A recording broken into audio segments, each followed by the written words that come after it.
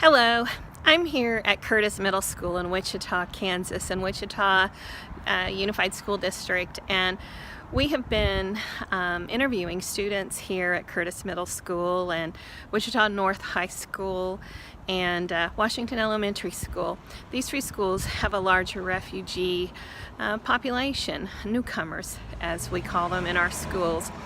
I've been really moved and touched beyond words by the experiences these young people have been through in their young lives.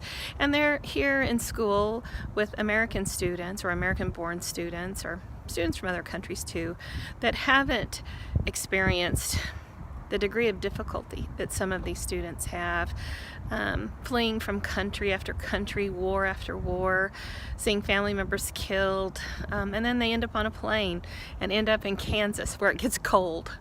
And I've been really moved by their stories. I've been moved by the educators that we've met and how dedicated they are to these students. The ESL programs are outstanding here, and students just report amazing learning happening in the ESL students, and we've seen it with our own eyes.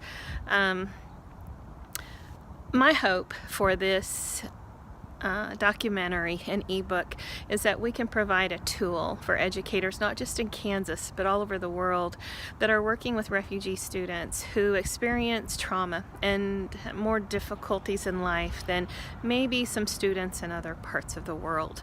How do we reach those students? How do we make the school environment meet their needs? How do we give them opportunities to tell their stories, which is an important part of healing? How do we use art, which I'm an art teacher, how do we use art to heal the students that are affected by trauma? Not all of them are. Especially, research shows that students whose parents were able to deal with their situation emotionally well, that the students do well, but it's those students whose parents experienced great difficulty or death or great difficulty, those students really struggle. And so we're looking at what's going on in schools that are really doing it right with newcomer students, and what can we learn from observing that, and then how can we share that information with schools all over Kansas and all over the world? How can we be a force for good in Kansas?